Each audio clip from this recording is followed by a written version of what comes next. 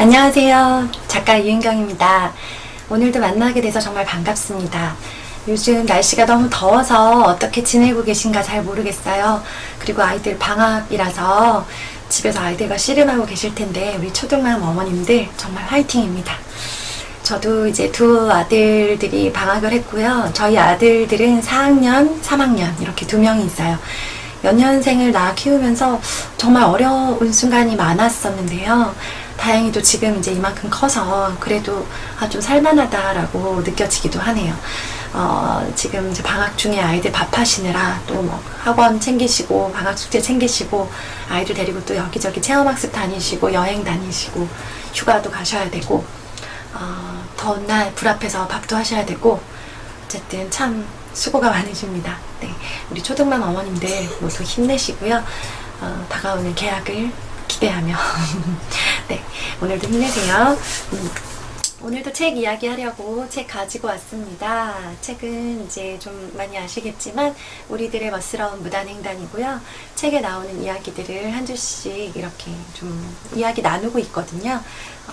잘 들어주셔서 정말 감사합니다.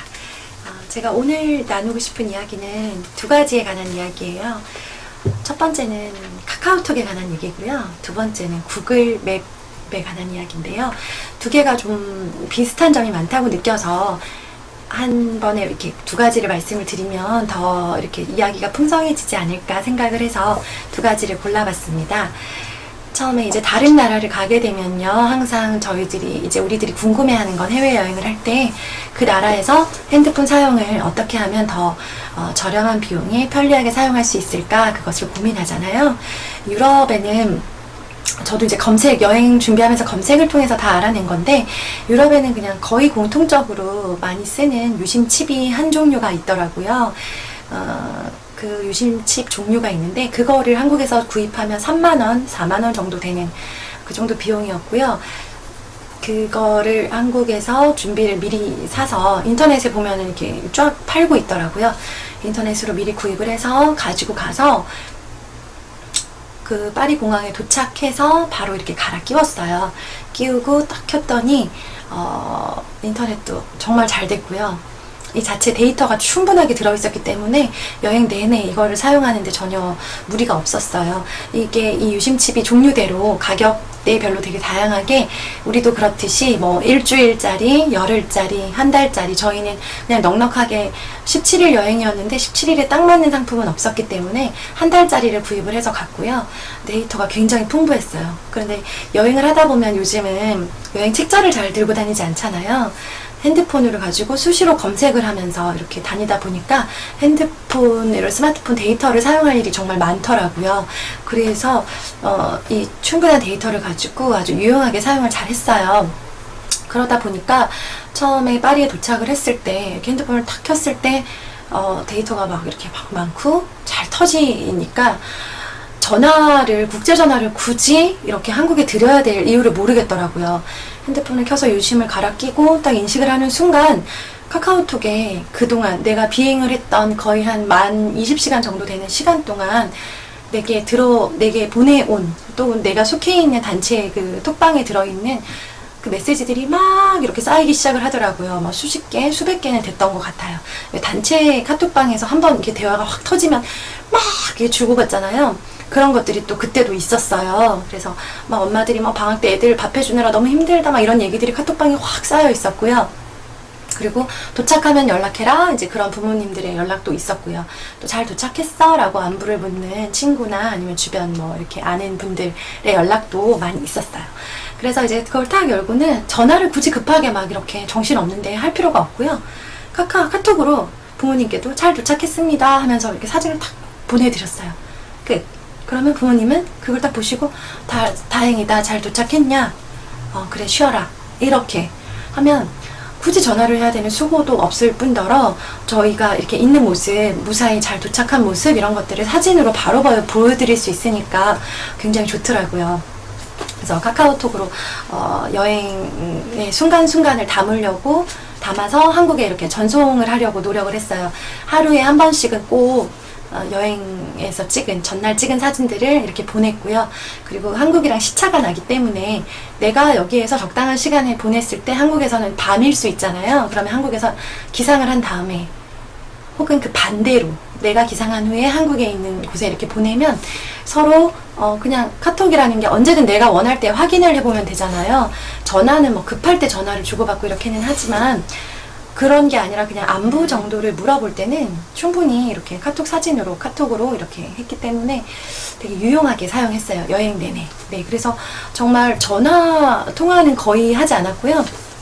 그 유심칩이 유럽 현지에서 전화번호를 받을 수 있는 번호를 부여받는 그런 유심칩이었기 때문에 현지에서 남편도 똑같은 유심칩, 저도 똑같은 거 이렇게 해서 둘이 하나씩 하고 있었기 때문에 서로의 번호를 저장을 미리 해놓고 서로 이렇게 뭐 헤어질 때가 있잖아요. 화장실에 각자 간다거나 아니면 뭐 물을 사러 다녀온다거나 이런 식으로 서로 헤어져야 됐을 때 이 유심칩을 이용해서 서로 번호로 통화하고 하는 것들을 너무 편리하게 잘 했어요.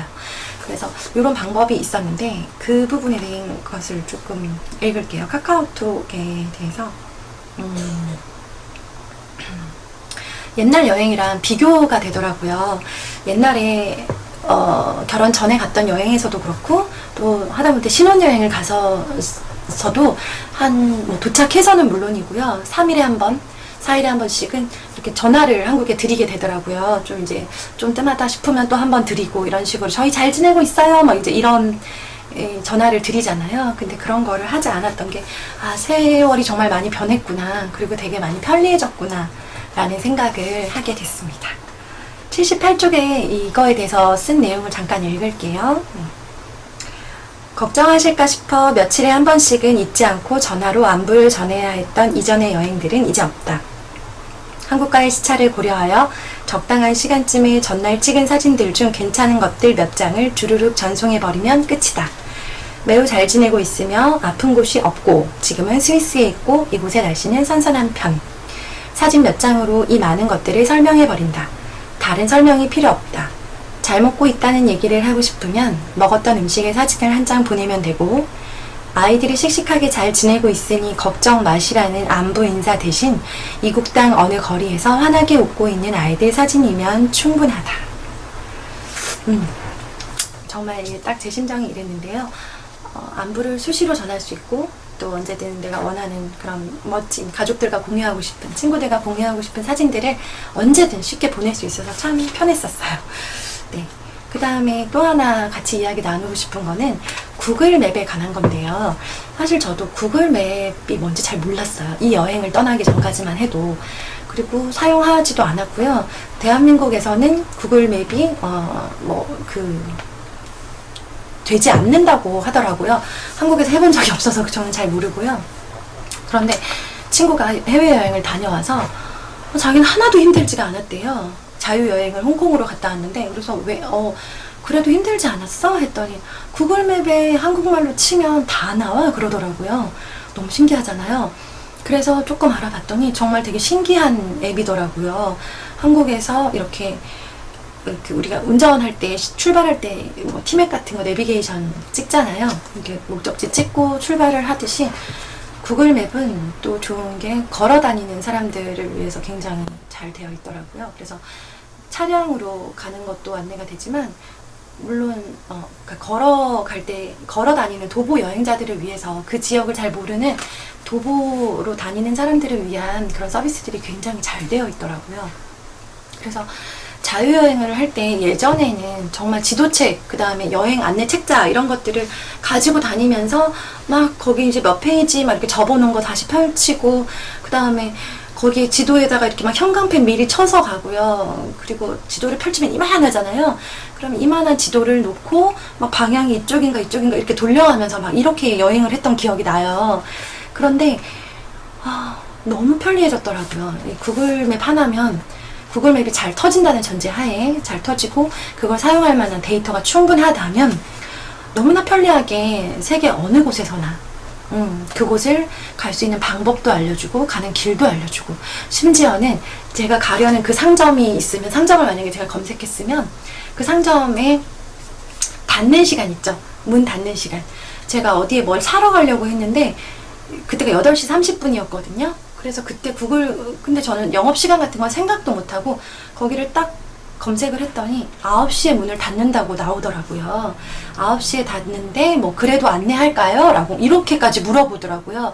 그렇다고 제가 그 상점 이름을 뭐 현지어나 영어로 썼냐? 그게 아니에요. 제가 알고 있는 그냥 우리 한국 사람들 네이버 검색을 해서 나오는 그 한국말 그대로 그 구글 맵 앱에다가 쳤는데 검색을 했는데 그냥 그대로 검색이 바로 되더라고요. 그래서 정말 편리했고 이게 있다면 웬만한 자유여행은 할만하겠다라는 생각이 들었어요. 그래서 정말 편리했고요. 자유여행을 혹시 좀 겁내거나 엄두가 안 나시는 분들 계시잖아요. 혹은 언어의 문제로 영어가 잘 되지 않으면 외국에서 길을 잘 모를 때 아무나 붙잡고 물어보기 좀 부담스럽다라고 생각되시는 경우가 있는데요. 누구를 붙잡고 물어볼 필요가 전혀 없어요. 그냥 이렇게 검색해서 바로 안내해주는 대로 따라만 가면 되는 아주 좋은 세상이더라고요. 그래서 구글 맵에 대해서 쓴 부분을 잠깐 읽어볼게요.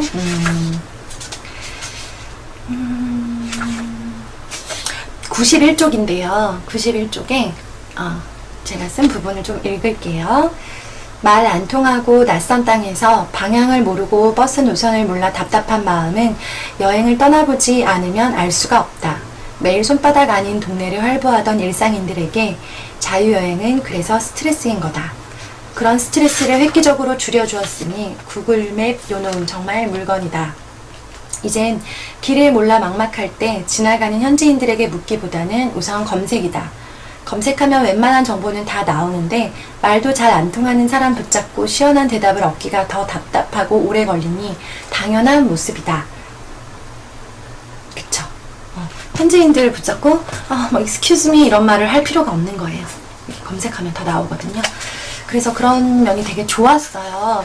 좋아서 이렇게 너무 좋다, 편리하다. 그리고 지도를 놓고 보면은 항상 같은 지도를 보는데도 동반하는 사람끼리는, 여행객들끼리는 이견이 생길 수가 있어요. 이쪽인 것 같은데 아니야, 이쪽인 것 같은데, 같은 지도를 보면서도 길 때문에 또 막 좀 언쟁이 생기거나 싸우게 되는 경우도 많거든요.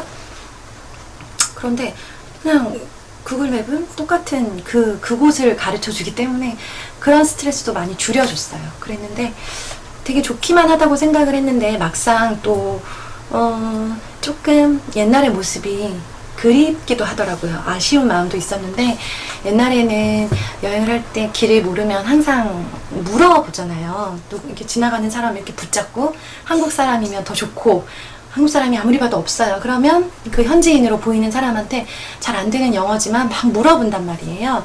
그래서 이제 물어봐서 해결을 하고 때로는 제가 만났던 어떤 분들은 제가 결혼 전에 이제 갔던 여행에서는 내가 그게 가는 길은 아니지만 너를 그곳까지 안내해 주겠다 라고 하면서 되게 친절하게 막 데려다 주시는 아주머니도 뵌 적이 있었고요.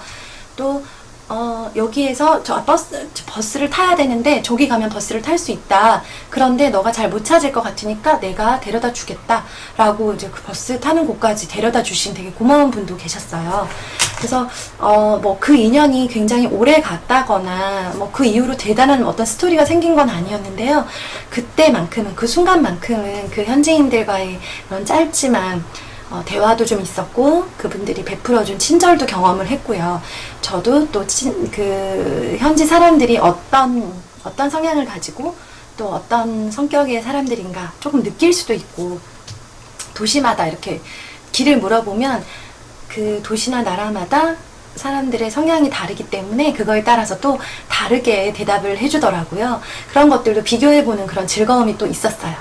그랬는데 이제는 별로 물어볼 일도 없고 또 별로 그다지 아쉬운 것도 없고 저 역시 그러니까 현지인들하고 막상 이렇게 대화를 나눌 일이 많지는 않더라고요. 옛날에는 어거지로라도 꼭 물어봐야 되는 상황이었는데, 그래서 조금 아쉬운 마음도 책에 썼어요.